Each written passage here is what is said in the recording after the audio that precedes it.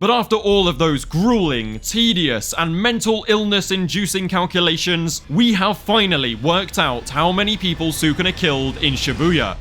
What is Ryomen Sukuna's total kill count in Jujutsu Kaisen? Before we get counting though, I'm first gonna very quickly lay out all the rules for this video. Sorcerers, cursed spirits, shikigami, and monkeys will each get their own separate counts. Throughout the video, we will count up confirmed and on-screen kills, but I will also show the estimated total of all his kills, which is a lot because, you know.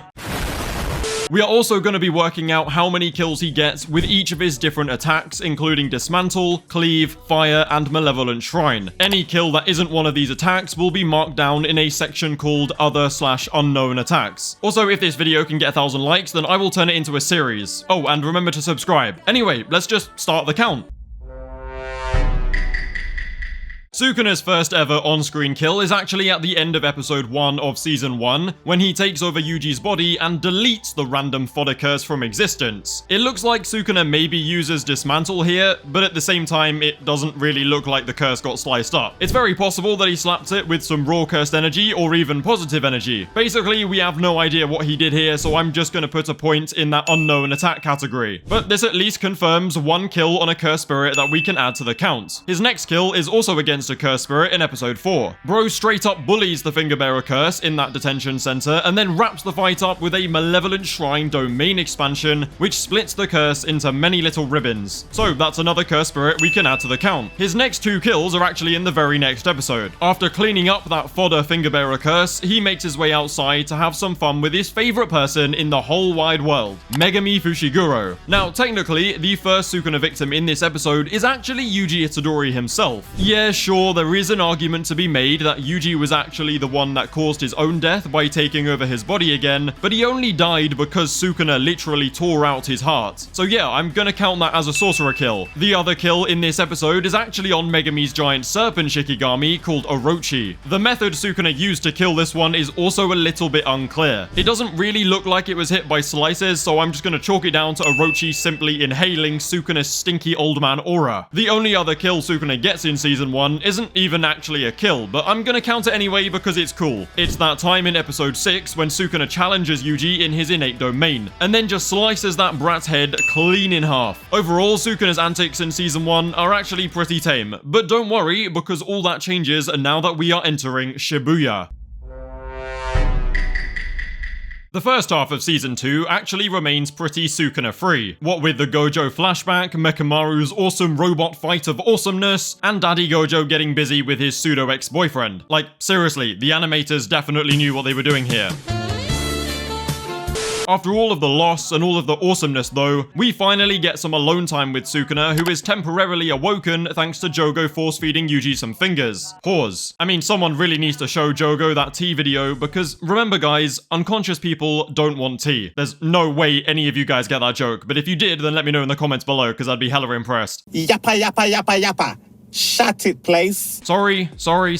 Anyway, as I was saying, after forcing Jogo, Mimiko, and Nanako onto their knees with his stinky-ass old man aura, Sukuna decides to have a little bit of fun. Geto's daughters beg Sukuna to kill the pseudo-Geto, but Sukuna doesn't appreciate being told what to do. So without moving a muscle, he chops Mimiko's head clean off her shoulders. Nanako then starts tweaking the F out and tries to grab a photo of Sukuna, but Sukuna doesn't like getting his picture taken without his consent, so he sends Nanako to join his sister in many pieces. And I guess that means we're adding 2 more sorcerers to the count. Sukuna moves his attention towards Jogo now, and they come to an agreement that if Jogo can land a single hit on him, then he will work under Jogo for the time being. Which of course leads to Sukuna completely whooping Jogo's small volcano-like ass. Now I'm sure Jogo killed a lot of civilians during his attacks, but it wasn't Sukuna doing it, so it doesn't count. What does count though is the massive fire arrow that Sukuna uses to send Jogo to the shit. What does count though is the massive fire arrow that Sukuna uses to send Jogo to the afterlife, where he then tells Jogo that, well, you know how it goes. Anyway, that's one more cursed spirit to add to the count and the very first use of Sukuna's flame arrow in the series. And now for the juicy bit. It's time to calculate how many people Sukuna killed in Shibuya with his domain expansion against Big Mummy Maharaga. And yes, if you're wondering, I did nearly lose my mind trying to find a value for this, but we got there in the end, so it's fine. In terms of confirmed and than on-screen kills, I counted exactly 20 civilians and 1 Shikigami that were taken out by Sukuna's domain and fire arrow. So that's 20 monkeys and 1 Shikigami to add to the confirmed kills counter. Also, yes, even though Maharaga is not actually dead, I'm gonna count exorcism in a subjugation ritual as a kill, just because I felt it would be hella disrespectful to Sukuna not to do that. So that's 21 confirmed kills. But let's be honest, with an attack of that range and potency being unleashed in a highly populated area like Shibuya, there simply has to have been more fatalities than 20. And that's exactly what we're gonna find out now. The estimated total people that died in Sukuna's 140-meter radius Malevolent Shrine. Using my immense genius and totally no help at all, I managed to calculate an estimated range for how many people likely died in Sukuna's onslaught. Assuming the narrator is correct and Sukuna's domain expansion expands into a circle with a 140-meter radius, then all we need to do is find the area of the circle and then times that by how many people per square meter there are in Shibuya. The problem with this, of course, is that the number of people per square meter in Shibuya varies very drastically. The average is 0.016 people per square meter, but in high traffic areas like Shibuya Crossing, it can be up to 4 people. So I took to Google Maps and located the exact place where Sukuna expanded his domain, which was made easier by the fact that it was drawn in the manga. As you can see from the map, Sukuna is at the center, right here, and the range expands with a radius of 140 meters just like this, meaning that we are actually close to Shibuya Crossing, but not quite there. It is also Halloween night, which means a lot of people are out and about, and they've also been locked in by the barriers. But at the same time, Jogo, Maharaga, and Dagon have already helped thin out the herd a pretty significant bit. For that reason, I'm going to give a range by finding one result for there being 0.016 people per square meter, and another result for there being 2 people per square meter, which is roughly the midpoint between 0.016 and 4. Now, first is to find the area of Sukuna's domain by multiplying pi by 140 meters squared, which gives us an area of 61,575.4 meters squared. Then I multiplied that once by 0.016 and another time by 2, which gave 2 very different results because apparently that's how numbers work. I don't know. But after all of those grueling, tedious, and mental illness-inducing calculations, we have finally worked out how many people Sukuna killed in Shibuya. The lowball estimated death toll came out to be 985 people, and the highball estimated death toll was 123,151 people. Yeah, like I said, 2 very different numbers. Considering the destruction already caused to the area so far, and the fact that it's not the most densely populated area, I think even saying 2 people per square meter is a massive highball. It's more likely to be anywhere between 1,000 and 60,000 people. But we don't know for sure, so I'll put this down as literally anything between 1,000 and 120,000 kills. However, that will be recorded in the estimated total kill section when we run through the statistics in just a moment. Every number you see on the screen is confirmed and on-screen kills only. His final kill of the anime is actually on Haruta, thank god. Sukuna let Haruta run away thinking he got off scot-free, but then silently slices that freaky rat's face in half with a dismantle. And that does it for Sukuna's antics in the Jujutsu Kaisen anime so far, which means it's finally time to look at the statistics. Check the statistics. Alright then, if you are a manga reader, then feel free to skip right to the next section of the video where we're just gonna continue the count in the manga. Anyway, Sukuna was responsible for a total of 30 confirmed kills over the course of the Jujutsu Kaisen anime. The confirmed total for each count is as follows: 5 sorcerers, 2 of which were Yuji himself, 3 cursed spirits, 2 Shikigami, and 20 monkeys. However, the estimated total of Sukuna's kills, including all of the off-screen ones, is pretty much anywhere between 1,000 and 120,000 people. Make of that what you will, I guess. Like, choose a number between that range and then settle on it, I don't care. The statistics for how many kills Sukuna got with each method is as follows: 4 dismantle kills, 0 cleave kills, 2 fire arrow kills, 21 confirmed malevolent shrine kills, and 3 kills that fall into the other/unknown category. What I think the takeaway from this should be is that Sukuna was unleashed for a matter of minutes and somehow managed to rack up a kill count of over 1,000 people. The fact that it could be in the tens of thousands or even hundreds of thousands is actually kinda crazy, I'm not gonna lie. Like, Sukuna just had hella aura in Shibuya. But anyway, that does it for Sukuna's anime kill count, and that means it's time for me to kindly ask any anime-only enjoyers to now click off the video, because there are some serious manga spoilers ahead. But be sure to like and subscribe before you leave though, you know?